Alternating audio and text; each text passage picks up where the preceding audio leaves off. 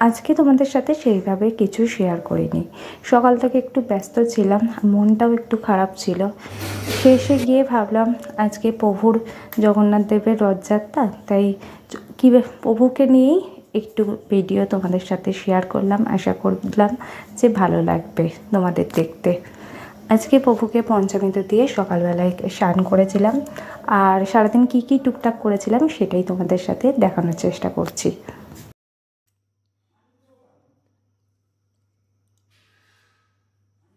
জোর বৃষ্টি নেমেছে, একটু বেরিয়েছিলাম, এই বাড়ি এলাম, প্রচুর জোর বৃষ্টি পড়েছে।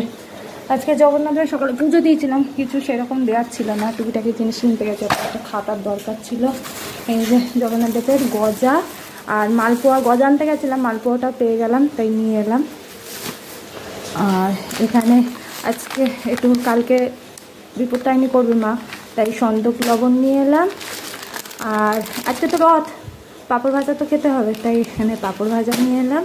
আর এখানে আছে ময়দা, আর এটাতে একটু বাবা সকালে ফল নিয়ে এসছে, আর আমি তো খুব ভালো বাজার করি, তার জন্য আমি এখানে একটু খেজুর নিয়ে এলাম। আর এখানে দেখে একটা আপেল নিয়ে এসেছি, বাবা সকালে ফল নিয়েছে, আপেলটা আনিনি। এই টুকিটাকি বাজার করে এলাম। এই এত জোরে বৃষ্টি হচ্ছে, বৃষ্টিতে ভিজে। তাই নিয়ে তাগা নিয়ে এলাম, মানে তাগার সুতো। শনি মঙ্গলবার তো বিপত্তারিণী, তা মা আজকে তাগাটা মা করে রেখে দিয়েছে, কালকে কালীবাড়ি যাবে। এই যে 13টা করে সুতো গুড়িয়ে 13টা গিট্টি দিতে হবে, আর একটা গিট্টিতে 12টা গিট্টি দিয়ে একটা গিট্টিতে ওখানে দুব্বো মা করে রেখে দিয়েছে, দুব্বো দিয়েই করবে। তারও মাকে কাঁচিটা দিই। সকালবেলা আমাদের জয় জগন্নাথ, সকালবেলায় তো পুজো দিয়ে গেছিলাম, এখন আবার গেলাম, গিয়ে নিয়ে এসে এই যে সব ঠাকুরের উদ্দেশ্যে ভোগ নিবেদন করলাম, গজা আর মালপোয়া। ঘুরতে বেজে গেছে 1:30, এই খেতে বসে পড়লাম। আজকে মেনুতে আছে ভাত, এখানে আছে একটা তরকারি। এর মধ্যে কি দিয়েছো? মটর দিয়েছি। মটর দিয়েছে, আর কি আছে সবজি?